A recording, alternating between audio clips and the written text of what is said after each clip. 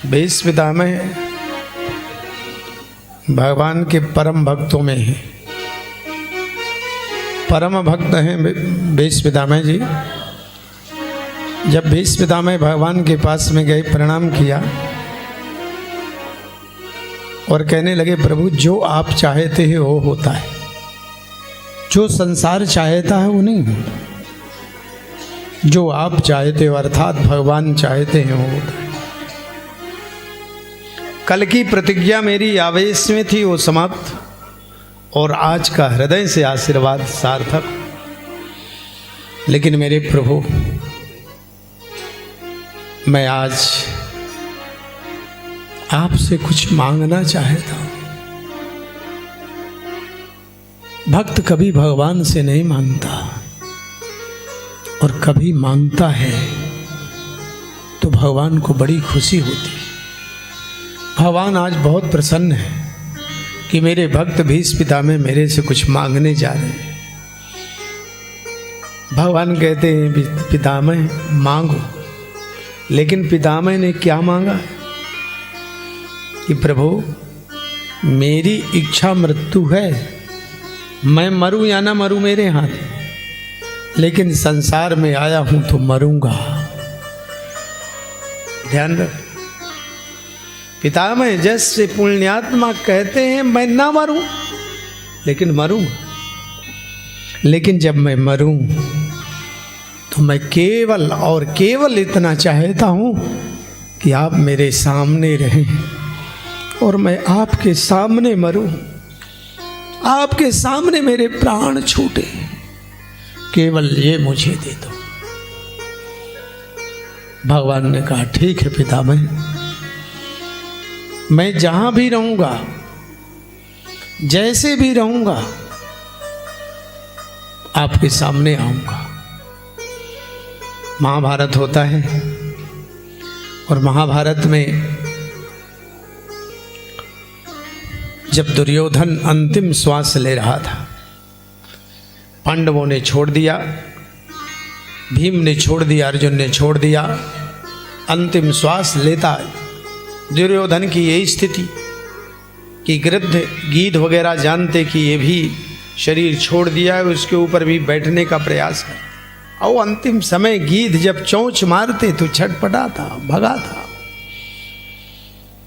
उस स्थिति में इतना बड़ा योद्धा छटपटा रहा था। अश्वत्थामा से मित्रता थी, द्रोणाचार्य जी के सुपुत्र वो आ गए, मेरे मित्र तुम्हारी यही स्थिति, तुम अपनी अंतिम इच्छा बताओ क्या चाहते। तुमने मेरे साथ में बहुत उपकार किया है। व्यक्ति को कभी भी किसी ने एहसान किया तो भूलना नहीं चाहिए। तुमने मेरा बड़ा सम्मान किया है, मैं तुम्हारी अंतिम इच्छा चाहता हूं कि तुम बताओ क्या चाहते। दुर्योधन कहता है, हम 100 भाई थे, हम भी मरने वाले, 5 पांडव पांचों हैं, एक भी मरा होता, वीर गति को प्राप्त होता तो मुझे कुछ सांत्वना।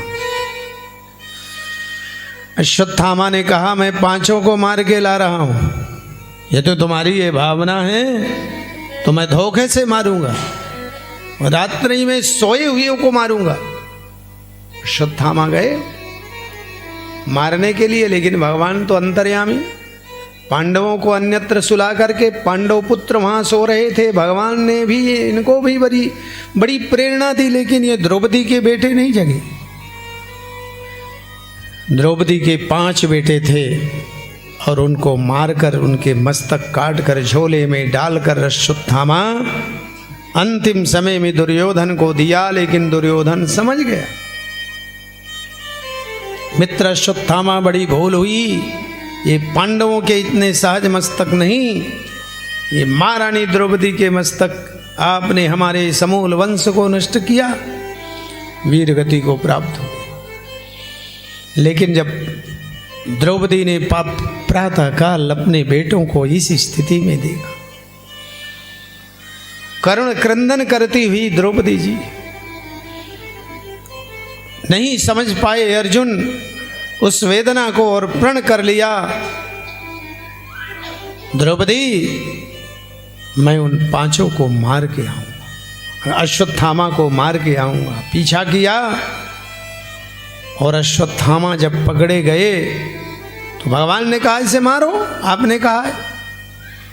तो अर्जुन ने कहा, वो आवेश में कहा था। महारानी द्रौपदी इसे किस दंड विधि से दंड देंगी, द्रौपदी के पास में ले जाऊंगा। और लाए, रथ से नीचे उतारा। जब द्रौपदी ने देखा कि बंधे हुए अश्वत्थामा, मातृशक्ति के अंदर कितनी करुणा। महारानी द्रौपदी ने कहा, मुंचता में सो ब्राह्मणों नितराम गुरु, इनको छोड़ दो, छोड़ दो, इन्हें मत मारो। मैं नहीं चाहती कि पुत्र वियोग में मेरे समान ही मेरी गुरु माता को भी रोना पड़े। छोड़वा दे। अश्वत्थामा को भगवान के संकेत से अश्वत्थामा की जो मणि थी उसको निकाल लिया अर्जुन ने। सम्मानित व्यक्ति का अपमान मृत्यु के समान माना जाता है। सूत जी महाराज कहते हैं, भवनम द्रविणा दाना स्थानम निर्यापणम तथा ऐसे ही ब्रह्म बंधो नाम बधो नान्यो न सक्यते। सम्मानित व्यक्ति का अपमान हो जाए, मृत्यु के बराबर धक्का दिया, बाहर किया। अश्वत्थामा ने सोचा इतना घोर अपमान, इससे अच्छा मार दिया होता। उधर अश्वत्थामा मन में विचार किया, देखूं तो सही इनके वंश में कोई है तो नहीं। तो देखा कि उत्तरा के गर्भ में वीर अभिमन्यु की जो पत्नी थी, अभिमन्यु अर्जुन पुत्र थे, अभिमन्यु पत्नी अभिमन्यु को चक्रव्यूह में फंसाकर मार दिया धोखे से। लेकिन उनकी पत्नी सगर्भा थी, इस वंश की धरोहर थी। भगवान जाने के लिए तैयार थे। एक पांव भगवान का रथ के ऊपर आ चुका था। उस समय भी बाल विधवा की करुण आवाज सुनकर बचाओ बचाओ जो पुकार रही थी, ऐसे उत्तरा के करुण क्रंदन को सुनकर जुगोप कुक्षिम गतयात चक्रे मातुष्य में शरणम गताया। भगवान उत्तरा के गर्भ में प्रवेश करते, संसार की जननी मां यशोदा, मां देवकी कृष्ण को हृदय अपने उदर में रखी, कौशल्या राम को उदर में रखी। लेकिन एक ऐसी माता एकलौती संसार की जो भक्त और भगवान दोनों को अपने उदर में रखी, वो कौन थी? वो थी उत्तरा, जिसके गर्भ में भगवान के भक्त परीक्षित जी थे। और परीक्षित जी की रक्षा करने के लिए भगवान उदर में प्रवेश कर गए।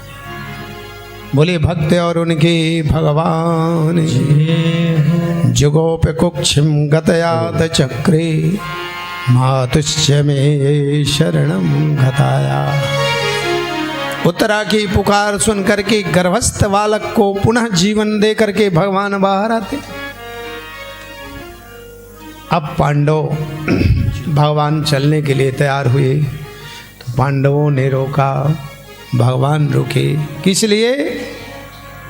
52 दिन से बाण सैया पर पितामह भीष्म लेटे हुए थे।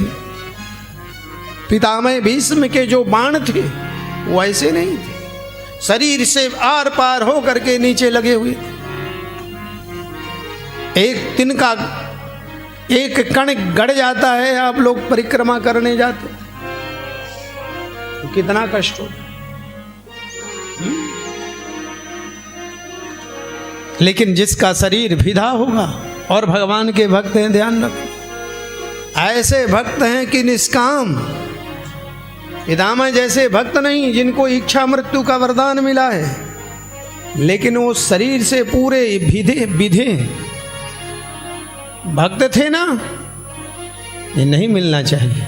लेकिन ध्यान रखना, भक्ति करना अलग बात है, लेकिन भक्त यदि भक्ति के आड़ में अधर्म करेगा, पाप करेगा, चाहे व्यास गद्दी हो, चाहे आप हो, चाहे कोई महात्मा हो, कोई संसार का आदमी हो, उसे दंड भोगना पड़ेगा। वो दंड भोगता है, चाहे योगी हो, चाहे सती हो, चाहे महापुरुष हो, विधे हुए पितामह हैं। इति भीतः प्रजाद्रोहात् सर्वधर्म विवित्सवः ततो विनशनं प्रागात् यत्र देवव्रतो पतत्। पांडवों को लेकर भगवान पितामह के पास में पहुंचे, जो पितामह शरीर में विधे हुए थे। भगवान को प्रणाम किया सजल नेत्रों से। पितामह रोने लगे, भगवान आए तो प्रतीक्षा तो कर ही रहे।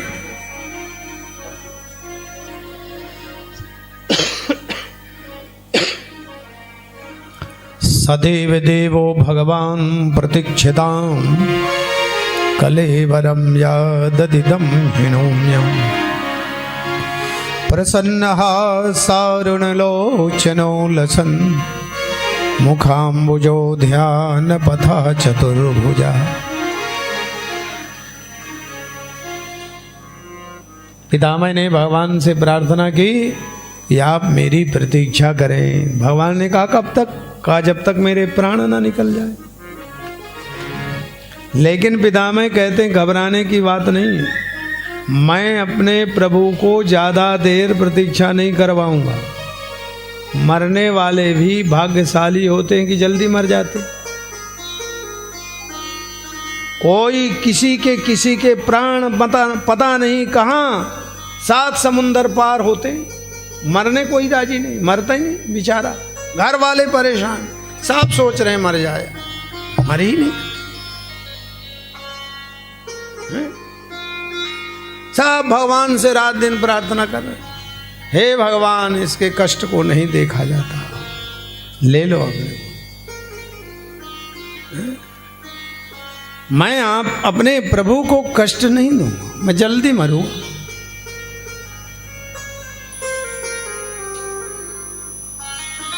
भगवान ने कहा ठीक है, आप पांडवों को उपदेश कर दीजिए, अंतिम समय में उपदेश करिए। तो पांडवों को उपदेश कर रहे हैं। आप लोग बड़े भाग्यशाली हैं। भगवान की छत्र छाया में पितामह भीष्म कह रहे हैं, मेरे से भी ज्यादा पुण्यात्मा आप लोग हो कि आज भगवान की साथ कौड़ी ना हो, लेकिन भगवान हो तो कहना क्या है। और जहां भगवान होते हैं वहां तो कोई कमी होती नहीं। आप बहुत भाग्यशाली हो। राज धर्म नीति आदि का बृहद निरूपण किया है पितामह भीष्म ने। अब पितामह भीष्म कहते हैं प्रभु मैं अपनी बात रखूं।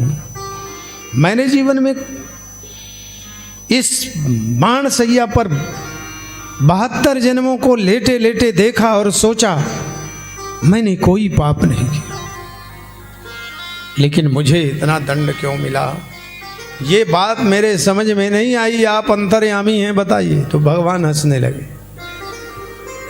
भगवान कहने लगे पितामह धन्य हो, आपने 72 जन्म देख लिया और इस जन्म को नहीं देखा जो चल रहा है। आप भरी सभा में द्रौपदी आपको पुकार रही थी। आप भरी सभा में द्रौपदी के अपमान को देखे और बोल नहीं पाए, समर्थ होते। पांडवों के साथ में अत्याचार हुआ है, आप कुछ कर नहीं पाए। समर्थवान व्यक्ति यदि पाप देखता है तो उसे पाप करने का ही फलभागी बनना पड़ता है। पाप ही किया ऐसा मानना चाहिए। और पितामह भीष्म ने इसे स्वीकार किया है। पितामह भीष्म कहते हैं, प्रभु मैं अपनी गलतियों को मानता हूँ, लेकिन अब अपनी प्रार्थना मैं रखना चाहता हूँ। इति मतिरूप कल्पिता वितृष्णा भगवती सात्वत पुंगवे भौमनि स्वसुखमुपगते क्वचित विहर्तुम प्रकृतिमुपेयसि भव प्रवाह। मेरे पास में एक कन्या है जो विवाह चाहती है आपसे। सांसारिक कन्या नहीं है, बुद्धि रूपी कन्या है, जिसने प्रण किया है मैं कृष्ण से ब्याह करूंगी। भगवान ने कहा मुझे मंजूर है। त्रिभुवन कमनम धमाल वर्णम रविकर गौरवराम्बरम दधाने बपुरलग कुलावृताननाब्जम विजय सखेरतिरस्तु मे नवद्यः। भगवान की बहुत सुंदर स्तुति की है। और अंतिम समय में जब याद तुम्हारी आती है